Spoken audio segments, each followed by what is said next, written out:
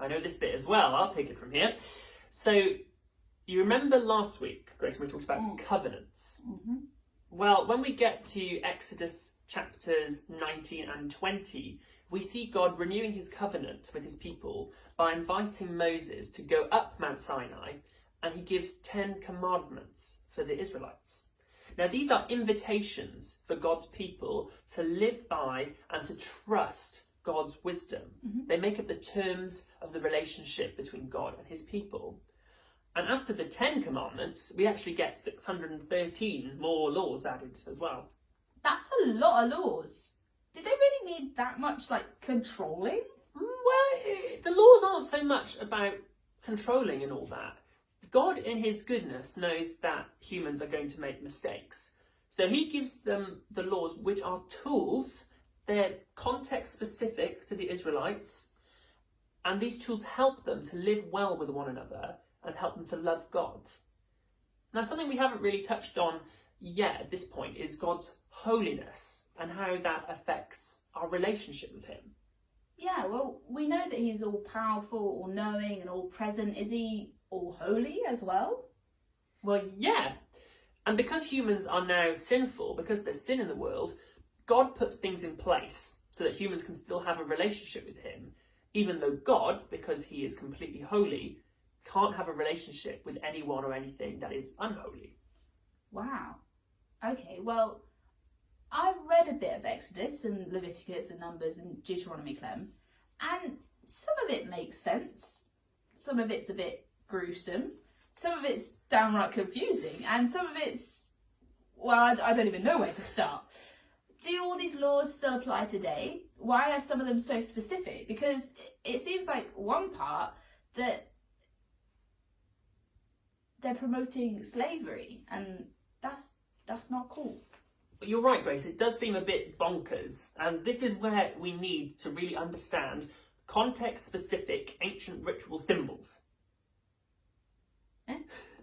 Basically, lots of the laws are to do with representing something else, a bigger meaning, right. Like they symbolise something. So, for example, today, you know in a wedding when a couple gives rings to each other, well, the rings themselves aren't actually what makes a marriage. At the end of the day, it's just a piece of metal. And if you put it on a different finger than your ring finger, you might just think it's another kind of ring. Mm-hmm. But we all know in our society that wearing wedding rings on your ring finger is a sign that you're committed to someone. It has a bigger meaning. Right. Okay? And that is context specific to us. We all understand that here in this country. Yeah. So in the law given to Israel, we can roughly split up the types of law into 4 main categories. Now, there are some laws to do with holiness, about the nation of Israel being different from the other nations that they were living near. As we said last week, remember, the nation of Israel is to be God's representatives, God's advocates to the world. Right. And we see this in the laws to do with holiness, for example, about what type of clothing they're allowed to wear. They're meant to be different. Some of the laws to do with holiness are also about staying away from things that represented death or disease at that time. So another example is if someone touched a dead body, they would have to go outside of the camp for a time, wash themselves, and then provide an animal sacrifice to the Lord. Now, Clem, I'm a vegetarian, so all this animal sacrifice that's going on, they seem to just be sacrificing animals to God for no reason. They aren't even eating them. Why do they have to sacrifice them to God? Well, that brings us on to the second type of law, sacrifice. Whew. Yeah. Well, as we mentioned, God is holy, and he can no longer be among his people, as was the case in the Garden of Eden. There's now a separation compared with when he walked on earth with Adam and Eve in the garden. So animals, and by the way, not just any animals, it had to be an animal that was perfect and without any blemish. There's usually a male, 1-year-old, had to be sacrificed to God to bring a connection back between God and the people. Right. And this was because humans couldn't go up to the heavenly realms, but it was believed that an unspoilt animal could be offered in your place to cover for your failures so that you could know that you're accepted and loved by God. And we know what lambs represent. Jesus. Yeah. Yes. This is another example of the Bible pointing towards how Jesus will one day fully fulfill the law when he comes. So we've got 2 more categories of the law, right? Yes. The next one kind of touches on your question about slavery. Right. The next category of law was to do with justice, about treating people fairly.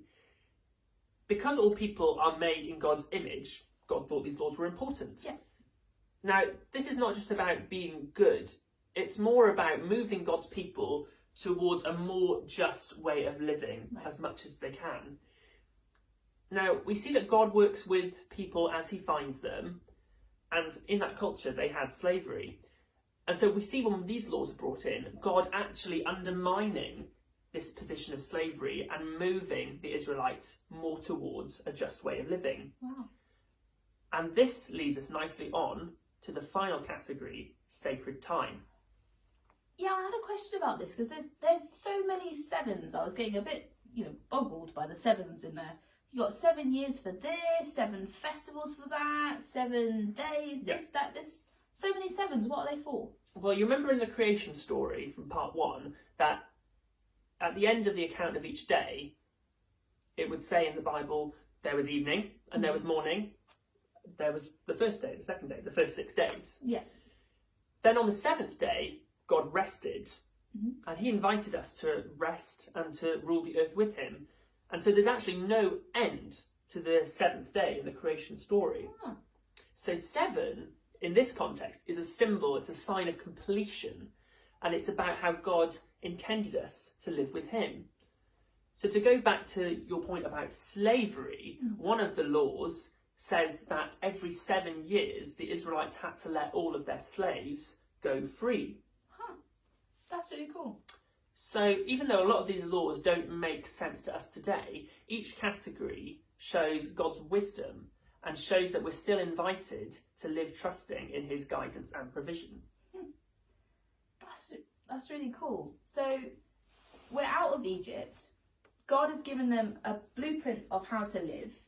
We've had desert, we've had a mountain, we've had desert again, quite a number of years. Where's the land that God had promised? Well, they're getting near it. Okay. And at this point they send out 12 spies, which is one man from each of the 12 tribes. 007. Kind of. They're sent to scout out the promised land and to see who is living there at the moment. Now, a guy called Joshua, the son of Nun, is there, and he's going along with his friend Caleb with the spies. And when the 12 of them return, everyone except Joshua and Caleb report that the land is dangerous and full of really scary looking people. Whereas Joshua and Caleb report that the land is good. It looks good, and the Lord is surely going to give it to them as he promised he would.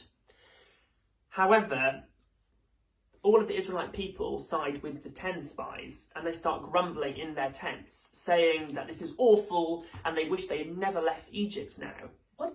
Can you believe that? Moses' generation were in slavery back there, and they wish they were back. So, because of this lack of trust in God's provision, God actually says to Moses and to his generation that originally lived in Egypt, that generation will not enter the promised land. I know. So, promised land? Well, we're so almost there, but we're going to stop on a tantalising cliffhanger this week. Okay, Joshua, just before we end, is appointed leader, and he is going to lead the Israelites into the promised land, just as Moses dies outside of where they can see the promised land. In the distance, they can just see the very, very, very tall walls of Jericho. Dun, dun, dun. Dun. Wow. So that was, in a nutshell, 4 and a bit books of the Bible and part 4 out of Egypt. It took them a while, didn't it? Yeah. 4.5 books. It's a hefty story, but an important part of the Bible's overall picture. Now it's out of Egypt and into our creative challenge for this week. We would like you to be really inventive this week, but safe at the same time. Now, if you know what parkour is, where people jump from building to building and over things and stuff, we don't want you to go on the roofs because that's way too dangerous. But what we want you to do is to pass over. See what we did there? Okay, Parkour, pass over something. We want to see the most impressive leaps. Maybe it's a leap over a gate, over a sibling, A leapfrog over a person. Yeah. You can create some sort of structure and you leap. Think hurdles. Think what's that Olympic thing? Javelin. No, pole vault. Pole vault. Javelin. The wrong thing. Yeah, like pole vault. Pole we vault. want to see the most impressive leaps you can do. Think outside the box. But make sure you're careful. Have adult supervision where necessary. Indeed. And when do they need to get that to us? They need to get it to us by 10 a.m. on Thursday the 16th of April, and the most impressive attempt will win a prize delivered straight to your door. We want to spend some time praying with you again for our world, for others and for ourselves. So, Grace, would you lead us in prayer today? Absolutely. Let's pray.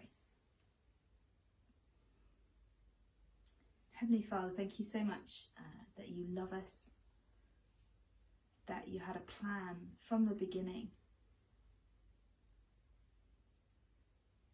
that you were willing to give up your only Son so that you might have a relationship with us.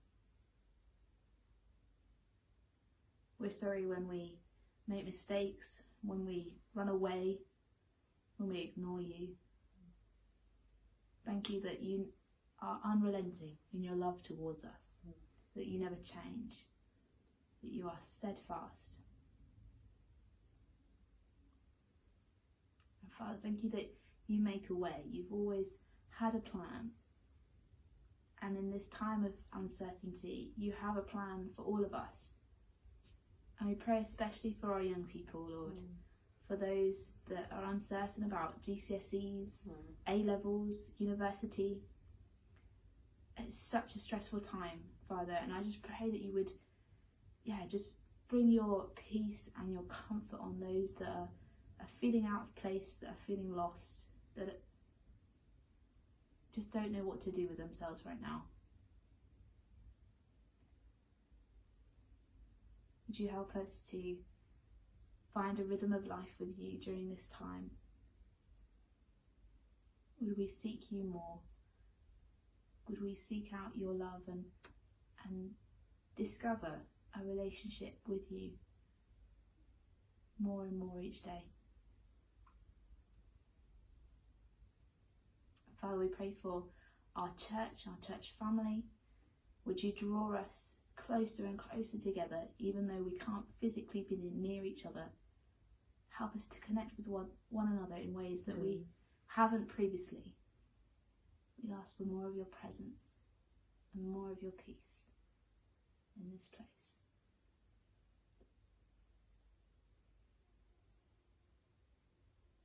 In Jesus' name. Amen. Amen. That's it from us this week. Don't forget to send us your good news, your household humour, your creative challenge, even your clicking triangles if you want, by 10 a.m. on Thursday. And all that's left to be said from us is... I've been Grace and he's been Clem. And we are... Grace and Clem. In the Bungalow! Zephaniah. 3. Zachariah. No, Wait, pause. Zachariah. Zephaniah! Speaking of the outtakes.